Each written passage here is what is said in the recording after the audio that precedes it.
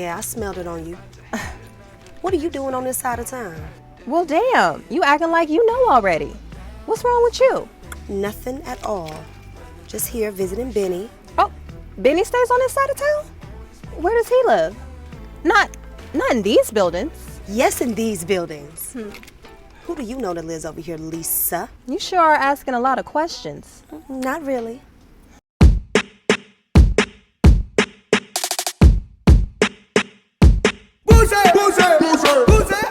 What is going on, beautiful people? It's your boy here, Wesley from A Connection TV here on YouTube, the one place on the World Wide Web where we actually adopt similar connections to spot our differences. And welcome to my channel. If this is your first time seeing me, definitely follow me on Twitter and Instagram at A Connection TV. And let's get into it. Before I start though, I'm a reviewer, not a reporter. 1. 2, I talk about the actors, I talk about the script, I talk about the overall film in a brief synopsis kind of a way, and I get my rating of the film from 1 to 10, and then at that point I go into like a full depth and I talk about specifics.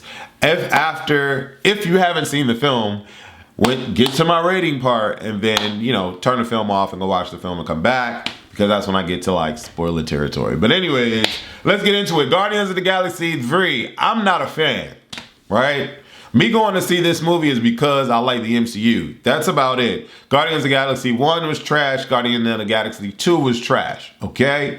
Guardians of GOG 1 and GOG 2. Guardians of the Galaxy. Whatever. Anyways, G1 and G2, trash. Okay? Just so y'all understand the kind of movies that I like for my superhero movies, my favorite all-time superhero film is Captain America and the Winter Soldier. That's it. That's my number 1. Number 2 is a toss-up between Infinity War and Endgame, and then number 3 is Shang-Chi, and then number 4 is Spider-Man, the last one. Okay, I like serious Marvel, serious, you know, non-overly comedic type of superhero films. So Thor Ragnarok, trash. Thor Love and Thunder, trash. Like all the Thor movies, trash. Like Guardians of the Galaxy, trash. Ant-Man and all those movies that be trying to make me laugh, trash. I don't like none of them. Okay. So going into watch Guardians of the Galaxy 3, G3, my expectations were dramatically low. First of all, this is James Gunn. James Gunn is at best one of the most arrogant, appealing, less kind of a, like, his energy and his vibe and his personality doesn't, to me, I don't connect well with it. All of the interviews, the way he answers people on Twitter, I'm just not a fan. I'll just say that, I'm not a fan. I don't know the guy personally. I'll just say I'm not a fan, right? And creatively, his choices just suck. He doesn't write women well, and his comedy is dark for no reason, and I just don't vibe with it. I tried to get into Peacemaker, and the only thing, or the best thing about Peacemaker is the Hulk. I couldn't watch the rest of it. I just couldn't get to it, right? And so again, my expectations were drastically low. The actors are doing what they're supposed to do, you know? None of them are like the type of characters that I care for, but they're acting well in the role that they need to act well in, you know? Peter Quill is Peter Quill. Chris Pratt is a cool guy. Zoe Saldana, great actress. Will Poulter, these are great actors and actresses put in these dumbass roles, and they play the dumbass role well. I don't care about none of these characters, none of them, right? So they do their job. The script is pretty cool. Like, the script is involving. Like, there's a reason for me to care about the storyline this particular go round watching G3. I cared about G3. Okay? I cried watching G3. Okay? What? James Gunn made me cry? Quite a few times, actually, watching G3, right? And it's mainly because I'm a punk, but when people are about to die or dying or on their deathbed and people care about them and they're surrounding them, that makes me cry. When you get moments and like when you know that you've been watching this film the whole way through and you built your emotional connections with these characters, and then all of a sudden one of them dies, like, you cry, you get emotional. That's what he made me do. A Guardians of the Galaxy movie made me cry. Insane. What? So the actor's good, the writing, good. the overall film, I give this film G3 a 9 out of 10. I can't believe it. What? With all of the trash I just spoke about this man and the fact that I don't care about none of the crap that he produces. Guardians of the Galaxy 3 was really good. It was a good film. Obnoxious and dumb characters aside, it was a good film. Guardians of the Galaxy made me not like the villain. It made me care about the heroes. I was emotionally invested, so when a hero passed away, I cried, not cried, but shed tears. You know, one of those silent, like non-emotional, you don't want anybody to see you fidgeting kind of cries, and the tear just bloop, and you just go like this on your face just to hide the tear because you don't want nobody else in the audience seeing that you cried. It was one of those moments because I was clearly for doing that. I was clearly for doing that, right? So I give it a 9 out of 10. The only reason why this movie is not getting a 10 out of 10 is because it's too as long. It does not need to be this long. When the movie was over, I was like, God, Jesus. Is it next week? I'm like, God damn, this movie long. I don't care about these characters that much. I promise you. I promise you I don't. But the movie was so well put together that I was just like, wow, this was good. It was like a full, well-rounded package. You got the beginning, the middle, and the end, and it was a full completion. And I was just like, wow, James Gunn is capable. He has heart. James Gunn has heart, right? James Gunn can care. James Gunn can be funny. Because I laughed. It was the first G film I laughed out loud in the theater. Okay? I promise y'all won't know the moments I laughed at. But I laughed out loud in the theater. A ha ha ha laugh. I was shocked. I was like, what the hell? Because the only thing I ain't never laughed at no G films, but what was hilarious to me on Peacemaker was the damn hawk. Now, that heart be having me in stitches, baby. That heart be having me in stitches. I think you know what it is.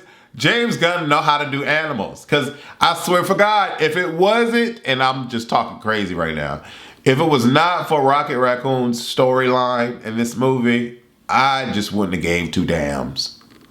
This 80% of the film is about Rocket. Well, the whole thing really is about Rocket, but 80% of the film deals with Rocket. And I know Disney ain't give up that character.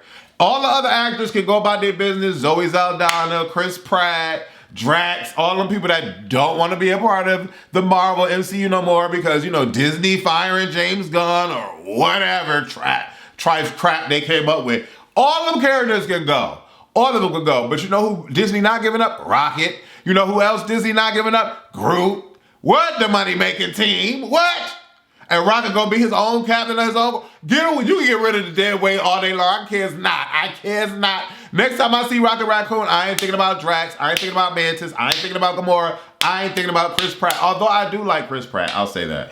I do like Chris Pratt. I do like Peter Quill. Peter Quill is dope. He's righteous. He stands for something. But Gamora has never been translated well in live action for me. She's badass in the animation and she sucks in live action. Will Poulter as Adam Warlock. Give Adam Warlock, which I'm glad he's still in the Guardians, give Adam Warlock his own film or where he's serious. Give Adam Warlock and Rocket Raccoon to the series. Give him to the Russo brothers. Every time the Russo brothers got somebody from the MCU, they were better. Russo brothers brought us Captain America and the Winter Soldier. That's when stuff got serious in MCU with the Russo brothers. James Gunn, I mean, it took him 3 films and a special on Disney Plus to give us a full packaged, good action movie. I would love to see James Gunn do something serious without comedy. I would love to see that because the man is a great director. The man is a great storyteller. I love the story. All because of Rocket Raccoon, though. I could care less about Quill going back to Earth or, you know, Mantis and Quill being brothers. I still don't understand how that's remotely possible. I was never invested. Drax losing his family and fighting things. I was never in Gamora coming from the past. I don't care about none of that. I care about Groot and I care about Rocket. And for James Gunn to make me care about a special effects graphic animation thing on my TV means that he suckered me into my emotions, because it's all about Rocket's storyline. But forgetting about all of the negative that I naturally feel about G movies and watching them, G3 was a 9 out of 10. Slam dunk. Slam dunk. The script really sold it. The actors did their job, but they were given a great budget, it seemed. The computer animation, the graphics, everything was flawless in this film. It just could have been 30 minutes less, and that just would have hit the sweet spot. But this film was way too long, and that's the only reason why I'm giving it a 9 and not a 10 out of 10. Now, I don't really want to spoil too much about the film. There's really not a whole lot to say about it, to be quite honest. You know, it is what it is. It's a Guardians film. Rotten Tomatoes gives it an 80%. IMDb gives it an 8.3. Metacritic give it a 66. 93% people like this movie. Cool. All that's great, right? Peter Quill, I'm getting into spoiler territory now. Peter Quill, Chris Pratt is sulking over Gamora and wanting Gamora back. And, you know, Rocket gets in a position where he gets hurt by Adam Warlock, and so he's suffering and might die. The only thing that's going to bring him back to life is if they get this keypad to undo this code that's been weaponized and put into him, that if they press the code can end his life or whatever the case may be. So we get a deep dive into Rocket's life in the past and how he was as not a person, but where he comes from and who made him and all of that. And just meeting Lila and Teeths and Floor and Rocket and, you know, the loss of his friends and all that was just really drove it home for me. Really drove it home for me. And what was the complete package at the end was how Nowhere became this full-fledged, like, planet, if you will, big-ass ship, if you will, with kids on there now, animals on there now, other people are on there. It's like a well-inhabited ship that, you know, can be managed and do other things with, or whatever the case may be.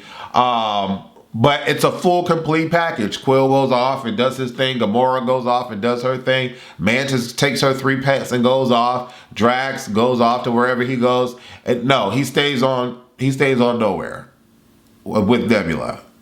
Right. But Drax ain't in none of the MCU films no more. He's done. He's done with the MCU films because he loves James Gunn and wants to eat his butt. So that is what that is. But I don't know. I really like this film. I really did. It's in my top 10 Marvel movies. Well, top 10 ain't really saying much because Marvel got a whole lot of nothing. Captain America Winter Soldier, Endgame and Infinity War are all one film for me. Shang-Chi, Spider-Man, the last one. Wow. Guardians of the Galaxy Volume 3. I take that back. Black Panther 1 and 2 can kind of be the 5th. No, yeah, I take that back. Guardians of the Galaxy 3, and then Black Panther, both of them are like 6th. Yeah. Black Panther never touched my heart. I just appreciated it because it was an all-black film, let's be honest. But Black Panther could have did a hell of a lot more with number 2. Oh my God, number 2 was screwed. They screwed the hell out of number 2. They effed number 2 with no lube. What? Number 2. So I put number 2 and number 1 together. But Guardians of the Galaxy 3 beat Black Panther 1 and 2. Period. Because Guardians of the Galaxy has well fleshed out characters from the beginning to the middle to the end. You follow their journey and you understand their journey. Their journey is complete. It had a heartfelt moment. It had moments where I actually laughed out loud. Okay? And the action was great. The special effects were amazing. And, you know, people like to jerk off to loving the villain. I could give 2 F's about the villain. I really don't care about the villain. The villain can be the dumbest thing on earth. I just want the heroes to make sense, and I want to understand why they're heroing. And I want to see great action. Groot did his thing with his wood and all that. Like, it was just a lot. They were able to actually flex their abilities, and I understood why they were the Guardians of the Galaxy.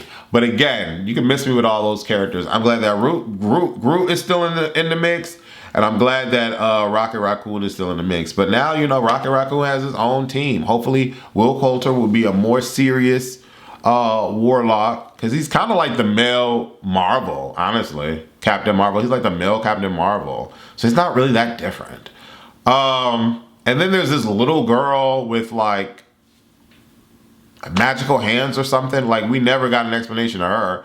And then you get the whistle dude with the Cosmo dog. So I don't know if we're gonna get another Guardians of the Galaxy with that iteration, but whatever. Anyways, leave your comments below. Let me know what you thought about Guardians of the Galaxy 3. If you go check it out, come back to this video and let me know what you thought. I gave it a 9 out of 10.